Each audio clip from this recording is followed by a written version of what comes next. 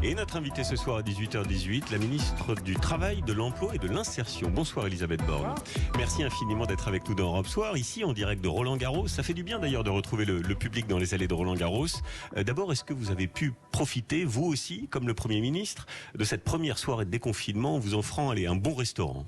Pas encore, je vais essayer de faire ça ce soir. Bon, c'est important quand même, ça fait du bien. Absolument, de retrouver la vie mais je d'avant. pense que c'est un moment qui est positif. Où effectivement, les bons indicateurs sanitaires nous ont permis d'assouplir à nouveau les règles.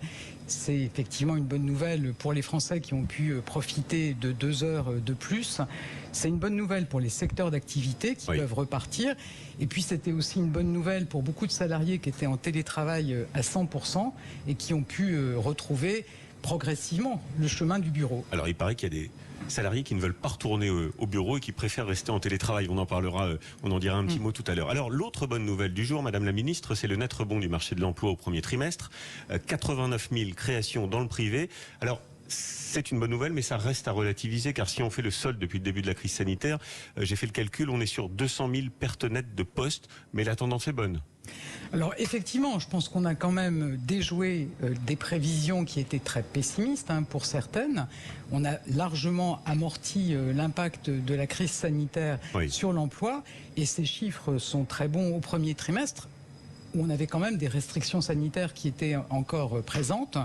Et voilà, près de 90 000 créations nettes d'emplois dans le secteur privé. Je pense que ça montre la capacité de notre économie à rebondir. Ça montre quand même l'impact des aides massives, du prêt garanti par l'État, du fonds de solidarité, de l'activité partielle qui a permis de sauver massivement les emplois. Oui, l'État a été au rendez-vous, on l'a beaucoup dit, on l'a beaucoup entendu, à juste titre d'ailleurs. Est-ce que vous visez toujours 100 000 créations de postes cette année et 300 000, c'était l'objectif initial, je crois, d'ici fin 2022 ? Est-ce que c'est atteignable ? Écoutez, on pense qu'on pourra retrouver le niveau d'activité de 2019, début 2022, donc avec les créations d'emplois qui vont avec.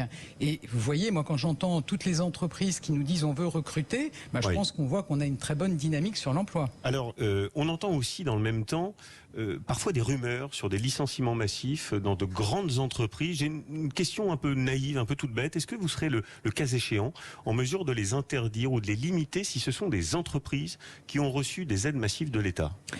On est très vigilant dès qu'on a une entreprise qui a un projet de restructuration, qui prépare un PSE, à ce que d'abord l'entreprise se saisisse bien de tous les dispositifs qu'on a mis en place pour éviter les licenciements.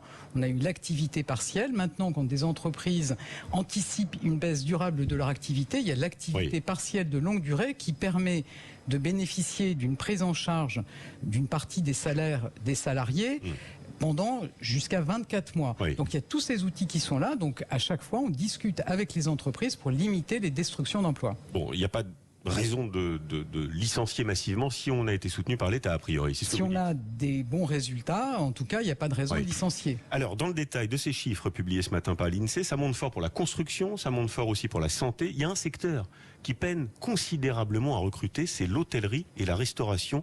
Il y aurait 100 000 postes à pourvoir avec des professionnels qui nous disent on va pas y arriver, on n'aura pas assez de main-d'œuvre pour assurer le tourisme cet été.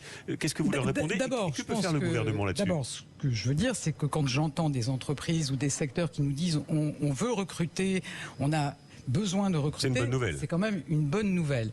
Mais effectivement, il y a des secteurs qui ont des difficultés à recruter. C'est le cas des hôtels, cafés, restaurants. C'est le cas du bâtiment.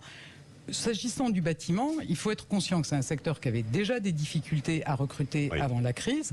Non seulement on a préservé les emplois grâce aux aides d'urgence, mais avec le plan de relance, on a créé de nouveaux emplois, et par rapport à ce qu'on avait avant la crise, on a 50 000 emplois de plus dans ce secteur du bâtiment. Donc c'est là encore une très bonne nouvelle. Mais évidemment, on ne reste pas les bras croisés.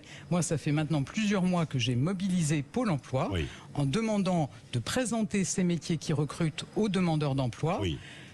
En regardant aussi parmi les demandeurs d'emploi ceux qui ont déjà travaillé dans ces métiers et en leur proposant, si c'est nécessaire, des formations pour qu'ils aient vraiment les compétences dont les entreprises ont besoin. On peut les forcer à accepter ces emplois, à leur dire si vous en refusez deux, il n'y aura plus d'allocations, il y aura une baisse des allocations. Aujourd'hui, d'abord, on identifie les demandeurs d'emploi qui ont des compétences dans ces secteurs. on les forme si c'est nécessaire, et c'est quelque chose qui marche. Cette mobilisation de Pôle emploi, moi je tiens à dire, elle fonctionne. Par exemple, dans le domaine du bâtiment, il y a 90 000 offres d'emploi qui avaient été déposées chez Pôle emploi qui ont été pourvues. Dans le domaine des cafés-restaurants, il y a 40 000 offres d'emploi qui ont été pourvues. Je précise aussi qu'il y a beaucoup d'entreprises qui ne déposent pas leurs offres chez Pôle emploi. 70% des entreprises du bâtiment qui cherchent à recruter ne passent pas par Pôle emploi. 60% pour les restaurants. Donc moi je dis aux entreprises, faites confiance à Pôle emploi. Je sais qu'il peut y avoir des doutes, mais Madame la honnêtement, ministre, ça marche. Elisabeth Borne, comment on explique ce paradoxe? Parce que c'est structurel, la pénurie de main-d'œuvre dans la construction, dans le bâtiment, dans l'hôtellerie, dans les cafés, dans les restaurants. Est-ce que ça veut dire qu'il y a des emplois dont ne veulent pas les Français?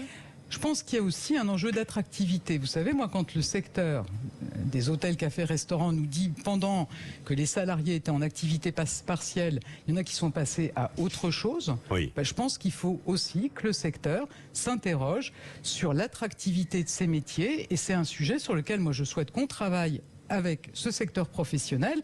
Les gens, ils peuvent aussi vouloir des contrats plus longs. C'est un secteur où il y a beaucoup de CDD, et ça doit être aussi quelque chose d'important d'avoir des emplois de meilleure qualité. On va y travailler avec le secteur. J'ai eu beaucoup de questions de la part des internautes qui nous suivent activement sur le compte européen. Jérôme, par exemple, qui nous dit « J'ai hâte que vous nous rassuriez, Madame la Ministre, nous, CDD, standardistes, précaires, conférenciers, sur la prolongation des droits au chômage jusqu'à la fin de l'année. » Qu'est-ce que vous lui répondez à Jérôme? Alors, je réponds qu'on a prolongé depuis novembre les allocations des demandeurs d'emploi qui étaient arrivés en fin de droit, et donc ça, on le fait jusqu'à la fin de ce mois. C'est plus de 800 000, 830 000 demandeurs d'emploi qui ont bénéficié de cette prolongation. C'est quand même 3 milliards d'euros. Oui, mais on s'arrêtera là pour lui répondre. Alors aujourd'hui, l'activité repart, et donc je pense que la démarche, puisqu'on a par ailleurs des secteurs qui nous disent on n'arrive pas à recruter, c'est qu'on puisse proposer aux demandeurs d'emploi des formations pour les accompagner vers les métiers qui recrutent. Merci pour lui et merci pour cette réponse.